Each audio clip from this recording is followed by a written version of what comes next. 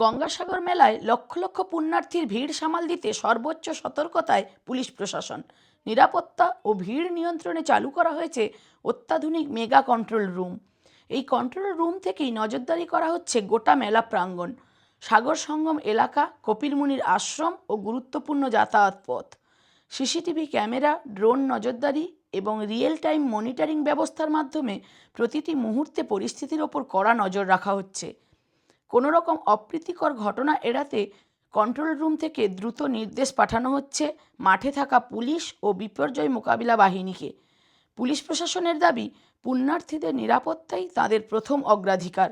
শান্তিপূর্ণ ও সুশৃঙ্খলভাবে গঙ্গাসাগর মেলা সম্পন্ন করতেই এই মেগা কন্ট্রোল রুম গুরুত্বপূর্ণ ভূমিকা নিচ্ছে।